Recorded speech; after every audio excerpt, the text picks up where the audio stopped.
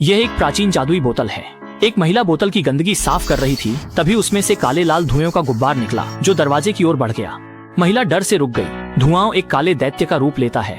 महिला उससे संवाद करने की कोशिश करती है, लेकिन कई भाषाएं बदलने पर भी दैत्य नहीं हिलता। जब वह प्राचीन ग्रीक में बोलती है, तब दैत्य प्रतिक्रिया देता है। असल में वह एक जादुई चिराग का जिन्न है।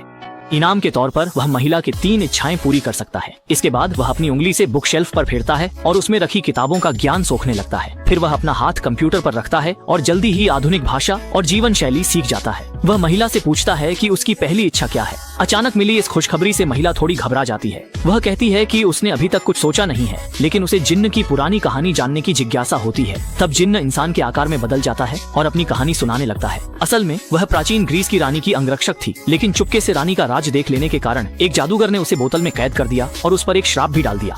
फिर उसे किले की दीवार से बाहर फेंका गया और एक बाज ने उठा लिया। बाज रेगिस्तान पार कर समुद्र के ऊपर पहुंचा और उसे वहां गिरा दिया। वह समुद्र में 2500 साल से ज्यादा समय तक कष्ट झेलता रहा, जब तक कि एक दिन कुछ मछुआरों ने उसे गलती से किनारे पर नहीं निकाल लिया। एक बूढ़े आदमी ने उसे बेकार पत्थर समझकर फिर से फेंक दिया। किसी और ने उसे उठाया और कुछ साल जादुई औषधि बनाने के औजार के रूप में इस्तेमाल किया। फिर एक मजदूर ने उसे उठा लिया और किले की दीवार में दरार भरने के लिए लगा दिया। सौभाग्य से एक लड़की जो दीवार पर चढ़ रही थी, उसके पैर से बोतल गिर गई। वह फिर से बाहर आ गया, लेकिन लड़की ने बोतल को पत्थर की स्लैब के नीचे छुपा दिया और अचानक एक हादसा हो गया जिससे उसकी मौत हो गई।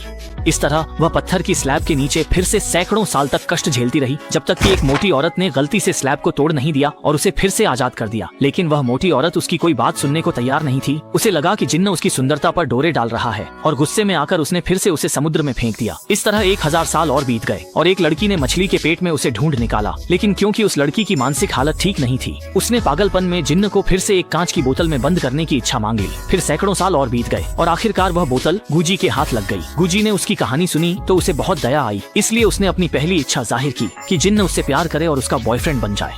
इसके बाद जिन्न ने गुजी को बहुत प्यार दिया और उसकी जिंदगी में सहारा बन गई। लेकिन यह सुखद समय ज्यादा नहीं चला। एक दिन गुजी ने देखा कि घर में सुनहरी धूल उड़ रही है। जब उसने जिन्न के कंधे पर हाथ रखा तो पाया कि उसका शरीर धीरे धीरे गायब हो रहा है। असल में आधुनिक समाज की इलेक्ट्रोमैग्नेटिक तरंगें बहुत अधिक थीं, जिससे देवी का शरीर अब के माहौल के अनुकूल नहीं हो पा रहा था। तब गुजी ने अपनी दूसरी इच्छा जाहिर की कि जिन्न अपने असली संसार में लौट जाए। जैसे ही उसने यह कहा, जादुई बोतल वहीं टूट गई। जिन्न को आखिरकार वह आजादी मिल गई जिसकी उसे हमेशा से चाहत थी। अंत में आप सबसे एक सवाल, अगर आपको वह जादुई बोतल मिल जाए तो आप कौन सी इच्छा मांगेंगे?